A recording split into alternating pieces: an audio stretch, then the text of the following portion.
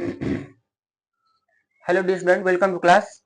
चलिए आज हम क्लास 10 के लिए ठीक है ट्रिकोणमिति चैप्टर स्टार्ट कर रहे हैं। ट्रिकोणमिति का जो है फॉर्मूला, इसके पहले मैं शॉर्ट वीडियो डालता था ट्रिकोणमिति में। ठीक है, तो आज हम बेसिक रूल पढ़ेंगे, बिल्कुल शुरू से पढ़ेंगे त्रिकोणमिति होता क्या है और इसको कैसे बनाना स्टार्ट करते हैं। एक से एक बेहतरीन फॉर्मूला भी देखेंगे हम लोग और ट्रिक भी जानेंगे। तो इस वीडियो को देखिएगा, इंपॉर्टेंट वीडियो है। इस वीडियो, ये बेसिक वीडियो है। ठीक है, इस वीडियो से आपको अगर देखेंगे तो त्रिकोणमिति का जो है जितने भी क्वेश्चंस हैं वो समझ में आएंगे और बनाने भी आएगा। ठीक है, तो आइए हम समझते हैं इंट्रोडक्शन ऑफ ट्रिकोणमिति। ठीक है, ट्रिकोणमेट्री। ट्रिकोणमेट्री होता क्या है? तो ट्रिकोणमेट्री जो है वो त्रिभुजों का ही अध्ययन होता है। त्रिभुज, ठीक है, त्रिभुजों के कोण और भुजा के बीच जो संबंध होता है उसी का अध्ययन करने के लिए हम त्रिकोणमिति पढ़ते हैं। ठीक है, तो देखो ट्रिकोणमिति कहने का मतलब ट्रिगोनोमेट्री। ठीक है, इसका हिंदी होता है त्रिकोणमिति। त्रिकोणमिति, ठीक है, याद रखिएगा त्रिकोणमिति। त्रि का मतलब होता है 3, ठीक है। कोण का मतलब होता है कोण, ठीक है, और मिति का मतलब होता है माप। ठीक है, वैसे भी इंग्लिश में ट्रिगो का मतलब होता है 3, ठीक है। गोनोमेट्री, ठीक है, कोण, और मेट्री माप। ठीक है, ट्रिगोनोमेट्री 3 कोणों का माप। तो 3 कोण होता किसमें है? तो बताओ 3 कोण किसमें होता है? त्रिभुज में होता है। त्रिभुज, तो त्रिभुज, त्रिभुज में होता है बाबू। त्रिभुज में होता है, होता है कि नहीं होता है? तो त्रिभुज की माप, माप त्रिकोणमिति में हम क्या चीज पढ़ते हैं? तो त्रिभुज की माप पढ़ते हैं। त्रिभुज की माप।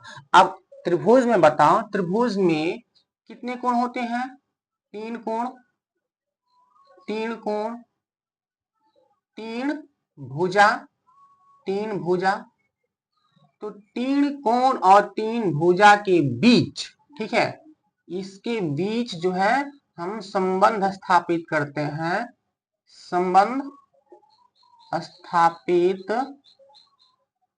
करते हैं, संबंध स्थापित करते हैं। ठीक है, त्रिकोणमिति में त्रिभुज का अध्ययन किया जाता है। त्रिभुज में 3 कोण 3 भुजा होता है और 3 कोण 3 भुजा के बीच संबंध स्थापित किया जाता है। इसी संबंध को स्थापित करने के लिए हम साइन, कॉस, सेक, कॉसेक, टैन और कॉट साइन का प्रयोग करते हैं। 1 2 3 4 5 6 साइन है। तो 6 प्रतीकों का जो है हम अध्ययन करते हैं त्रिभुज के माप को ज्ञात करने के लिए, इन 3 कोण और 3 भुजा के बीच संबंध स्थापित करने के लिए। ठीक है, तो कैसे किया जाता है? ठीक है, आइए हम इसको पढ़ते हैं। त्रिकोणमितीय अनुपात। तो सबसे पहले नोट कीजिए त्रिकोणमितीय अनुपात। त्रिकोणमितीय अनुपात इसका होता है ट्रिगोनोमेट्री, ट्रिगोनोमेट्रिकल रेशियो। ठीक है, अनुपात। ठीक है, त्रिकोणमितीय अनुपात। अब रेशियो कैसे बनता है? तो देखो, एक हम त्रिभुज बनाते हैं, right angle triangle. Right angle triangle क्या सबको दिखाई दे रहा है? राइट एंगल ट्रायंगल, ठीक है। राइट एंगल ट्रायंगल है, ये ए है, ये बी है, ये सी है। समझ में आया? ए बी समझ में आया? राइट एंगल ट्रायंगल, ये कोण 90 डिग्री का होगा। राइट एंगल ट्रायंगल में ये जो कोण होता है 90 डिग्री का होता है। ठीक है, इसके सामने की भुजा, ठीक है, सामने की भुजा ये जो है ए सी, यह क्या है? कर्ण है, कर्ण है। ठीक है, इसको हम H से डिनोट करते हैं, इसको बोलते हैं हाइपोटेनियस। हाइपोटेनियस क्या होता है स्पेलिंग इसका? हाइपोटेनियस। हाइपोटेनियस, हाइपोटेनियस होता है बाबू, ठीक है, हाइपोटेनियस। आप देखो अगर हम कोण की बात करें तो इसमें 3 कोण है, ए बी और सी, 3 कोण है। याद रखना कोण के सामने की भुजा, कोण के सामने की भुजा लिख देते हैं, आप लोग भी लिखिएगा, सामने की भुजा लंब होता है, ठीक है, कोण के सामने का भुजा लंब होता है, सामने का भुजा लंब होता है। तो कोण के सामने की भुजा लंब होता है। अब देखो ये कोण है, इसके सामने की भुजा यह है, तो ये क्या है, लंब है। कोण ए के लिए बीसी क्या है, लंब है, ठीक है। वैसे ही कोण सी के लिए ए बी क्या है, लंब है। तो हम कोण सी को ही लेकर चलते हैं, थीटा मानते हैं कोण सी को। तो कोण सी के लिए देखो, कोण सी के लिए जो त्रिकोणमिति अनुपात होगा, ट्रिगोनोमेट्रिकल जो रेशियो होगा वो किसमें व्यक्त किया जाएगा, देखो, ठीक है। कोण सी के लिए हम बात करते हैं, तो कोण सी के लिए हम इसका रेशियो व्यक्त करेंगे किस किस में, साइन में, साइन में, ठीक है, कॉस में, सेक में, ठीक है, टैन में, कॉट में, ठीक है, टैन कॉट हो गया, सेक हो गया, कॉसेक हो गया, कॉसेक में। छह साइन है, तो 6 चीजों में हम कोण सी को, कोण सी का जो अनुपात है वो हम व्यक्त करते हैं। अब देखो ये कर्ण हो गया, अब कोण के सी, अब देखो इसको हम माने हैं, इसको थीटा मान के चलते हैं, इसी को इस कोण को लेकर चलते हैं। अगर कोण सी को लेकर चलते हैं तो कोण सी के सामने की भुजा जो है ये लंब होता है, क्या होता है, लंब होता है। इसको हम डिनोट करते हैं किसे, पी से डिनोट करते हैं, इसको परपेंडिकुलर बोलते हैं, ठीक है, परपेंडिकुलर, ठीक है, परपेंडिकुलर बोलते हैं, ठीक है।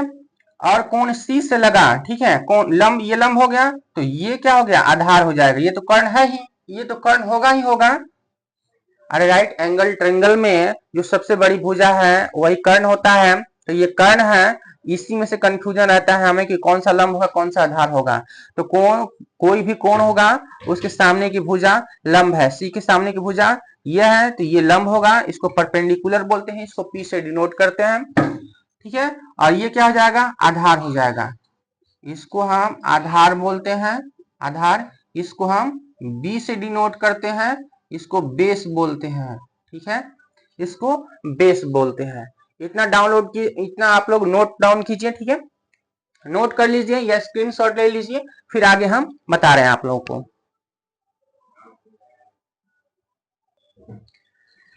चलिए जैसे कि हमने जाना ट्रिकोनोमेट्रिकल जो रेशियो है इसको व्यक्त करने के लिए sine theta, cos theta, tan theta, cot theta, sec theta, cosec theta का हम प्रयोग करते हैं। तो हमने ये भी सीखा किसको लंब बोलते हैं, किसको कर्ण बोलते हैं। तो देखो ये ए है, ये बी है, ये सी है, यहाँ पे 90 डिग्री का कोण बनता है, तो ये हो गया राइट एंगल ट्रायंगल, मतलब समकोण, समकोणीय त्रिभुज है। तो इस समकोण त्रिभुज में फॉर्मूला होता है, ठीक है, फॉर्मूला क्या होता है, देखो AC स्क्वायर, कर्ण का स्क्वायर इज इक्वल टू आधार का स्क्वायर प्लस लंब स्क्वायर, ठीक है, AB स्क्वायर। ये लंब है, ये लंब है, इसको हम P से डिनोट करते हैं, इसको परपेंडिकुलर बोलते हैं, फिर से लिख लीजिएगा, परपेंडिकुलर, ठीक है, समझ में आया। इसको B से डिनोट करेंगे हम, इसको बेस बोलते हैं, जिसको आधार बोलेंगे हिंदी में, ठीक है। ये होता है हाइपोटेनियस, जिसको हम बोलते हैं हिंदी में कर्ण, ठीक है, इसको H से डिनोट करते हैं, लिख लीजिएगा हाइपोटेनियस। समझ में आया, इतना हमने सीखा। अब सीखेंगे हम sine theta, cos theta, tan theta, cot theta क्या होता है, लंब बटा आधार होता है, कर्ण बटा आधार होता है, कैसे होता है, इसका रेशियो कैसे हम ज्ञात करते हैं। तो देखो रेशियो ज्ञात करने के लिए हमने सीखा कि यहाँ पे ये थीटा कोण मान रहे हैं अगर सी को, तो कोण सी के लिए बात करें, कोण सी के लिए याद रखिएगा, कोण सी के लिए, कोण सी के लिए हम बात कर रहे हैं, कोण ए के लिए नहीं, कोण सी को उठा रहे हैं, कोण सी के लिए। तो कोण सी की बात करें तो कोण सी के लिए साइन सी क्या हो जाएगा, साइन सी, साइन सी। तो देखो साइन सी, साइन सी, तो साइन सी होता है कर्ण बटा, कर्ण बटा लंब बटा कर्ण होता है, लंब बटा कर्ण होता है, ठीक है, लंब बटा कर्ण होता है, समझ में आया, लंब बटा कर्ण, लंब बटा कर्ण लिख लीजिएगा हिंदी में। एक ट्रिक, बेहतरीन ट्रिक बताएंगे आप लोगों को, आराम से याद हो जाएगा, पहले इसको समझ लेते हैं, ठीक है। लंब बटा कर्ण, इसको हम परपेंडिकुलर पी बटा क्या लिखते हैं, हाइपोटेनियस, ठीक, समझ में आया, हाइपोटेनियस। आप देखो इतना हम सीखा, परपेंडिकुलर बटा हाइट, परपेंडिकुलर बटा क्या होता है, हाइट होता है, ठीक है। चलो ये समझ गए, परपेंडिकुलर बटा हाइट। आप देखो कॉस क्या होता है, कॉस सी, कॉस सी की बात करें तो कॉस सी होता है बेस बटा क्या होता है, बेस बटा, बेस बटा बी, बेस मतलब आधार, हिंदी में आधार, आधार बटा कर्ण, क्या होता है, आधार बटा कर्ण, इसको बोलेंगे बेस, बी से डिनोट करेंगे, कर्ण को हाइपोटेनियस से डिनोट करेंगे, ठीक है। वैसे ही tan क्या होता है, tan c, tan c क्या होता है, परपेंडिकुलर लंब, लंब बटा आधार, लंब बटा आधार, लंब को हम किससे, परपेंडिकुलर से डिनोट करेंगे P से, और आधार को B से डिनोट करेंगे, ठीक है। बस यही तीन जो है इसी को हमें क्या करना है, याद करना है, इसी को याद करना है। क्यों याद करना है अभी बताते हैं, ठीक है। पहले देख लेते हैं कि आप लोग दिखाई दे रहा है कि नहीं दे रहा है। एक बहुत बेहतरीन ट्रिक है, ठीक है, चलिए हम ट्रिक है बता देते हैं, ठीक है, लेकिन जगह नहीं है, ठीक है, आप पहले इसको नोट कीजिए, आगे बता रहे हैं हम। चलिए इतना हम लोगों ने सीखा कि साइन सी, देखो जैसे बोर्ड पर लिखा हुआ है, साइन सी लंब बटा आधार, कॉस सी आधार बटा कर्ण, tan, tan सी लंब बटा आधार, tan सी मतलब tan ये वाला कोण, ठीक है, ये वाला कोण, समझ में आया। अब देखो इतना हम सीख गए, ठीक है, लंब को हम बोलते हैं क्या, परपेंडिकुलर बटा बेस, परपेंडिकुलर बटा बेस, इसको P से डिनोट करते हैं, इसको हम बेस को B से डिनोट करेंगे, आधार को B से डिनोट करेंगे, बेस को, कर्ण को हम हाइपोटेनियस बोलते हैं, H से डिनोट करेंगे, लंब को हम किससे डिनोट करेंगे, लंब को परपेंडिकुलर P से, आधार को B से, इतना हम जानते हैं।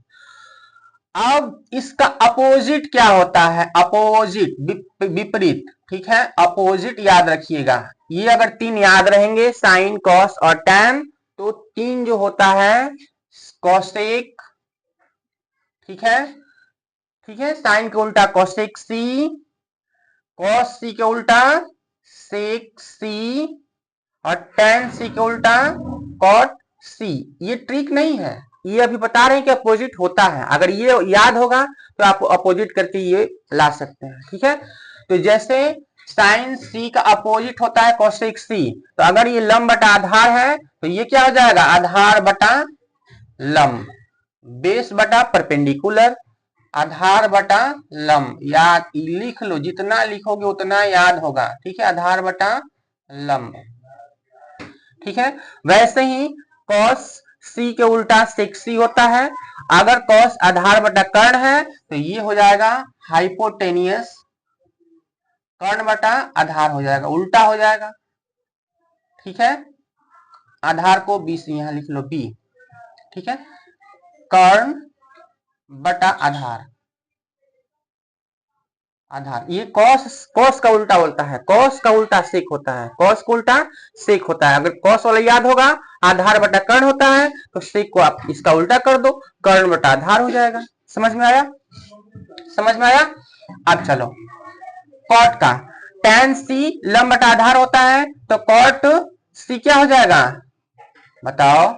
आधार बटा लंब, परपेंडिकुलर, ठीक है, आधार बटा लंब।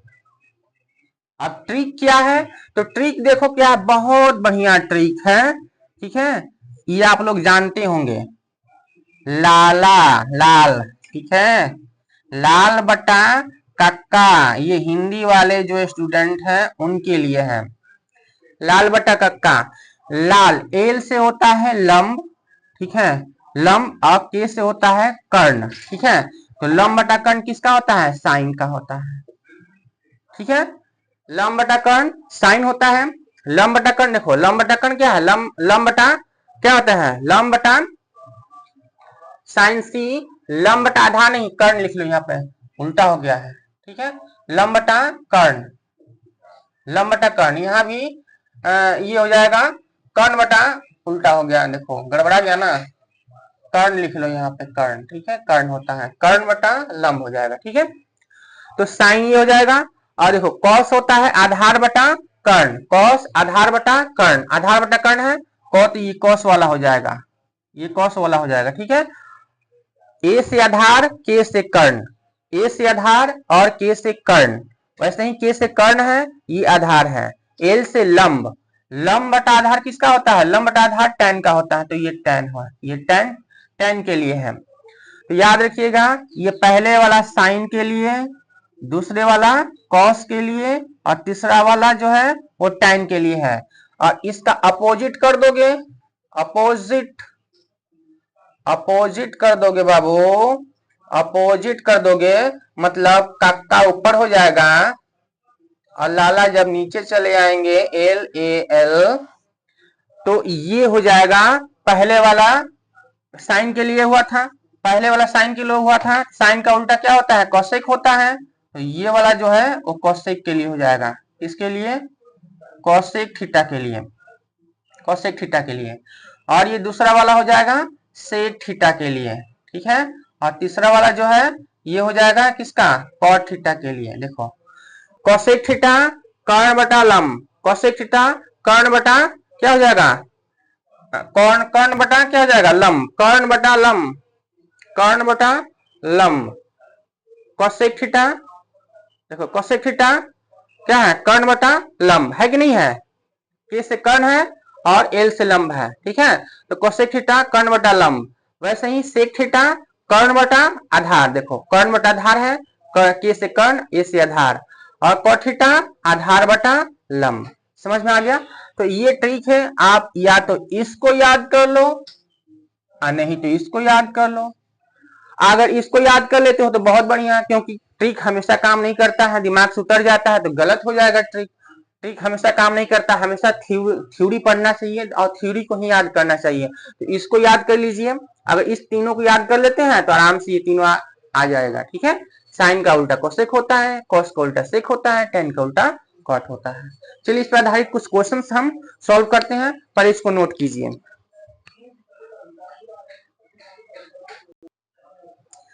चलिए हम जितने भी थ्योरी पढ़े हुए हैं अभी हमने जो सीखा, sine theta, cos theta, tan theta, cot theta, sec theta, cosec theta के बारे में जो भी हमने जाना, उस पर आधारित हम क्वेश्चंस पढ़ेंगे।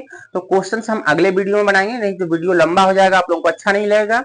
तो वीडियो के लिए इस चैनल को सब्सक्राइब कर लीजिए, ताकि मैं अगला वीडियो बनाऊं जब इस पर आधारित क्वेश्चन, तो आपके पास वो आराम से चला जाएगा, ठीक है। तो आप लोग इस वीडियो को सब्सक्राइब कर लीजिए, फॉलो कर लीजिए, ठीक है।